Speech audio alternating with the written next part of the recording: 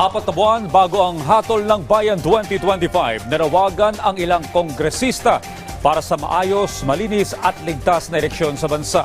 Kasabay niyan, tinalakay rin ng mga kongresista ang issue ukol sa walang hapas na pamamaslang sa ilang pampublikong opisyal sa bansa.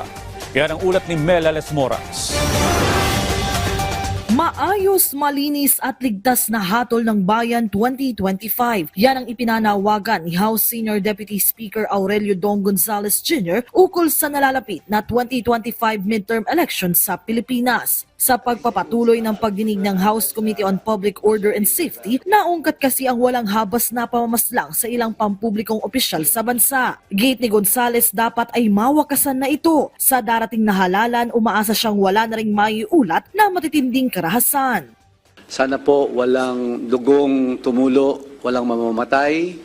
Kawawa po yung mga pamilya, lalong-lalo na itong ating mga barangay chairman, na talagang gusto ko umiral yung respeto, hindi yung takot, pabayaan yung ating mga kababayan na pumili kung sino yung karapat-dapat kung eleksyon ang pinag-uusapan. Kabilang naman sa mga humarap sa pagdinig ang dating tagapagsalita ng PNP at ngayon pinununa ng Central Luzon Police Regional Office na si Brigadier General Jean Fajardo. Pagtitiyak niya, katuwang sila ng Commission on Elections sa pagpapanatili ng kapayapaan sa eleksyon at patuloy rin ang iba pa nilang inisyatibo.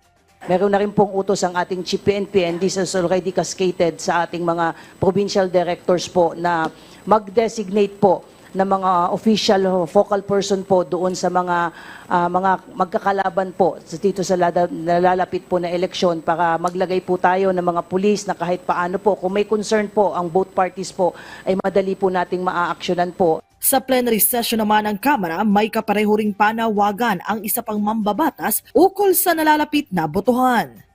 I pray that on May 12, 2025, we are successful in providing a secure environment, ensure free, honest, orderly, peaceful, and credible conduct of elections, where every Filipino voter is able to exercise the right to vote freely and without fear.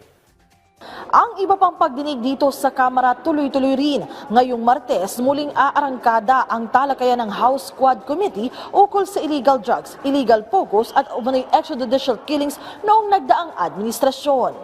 Inaasang ipagpapatuloy rin ng mga kongresista ang iba pang malalaking pagdinig sa loob ng linggong ito. Mel Ales Moras para sa Pambansang TV sa Bagong Pilipinas.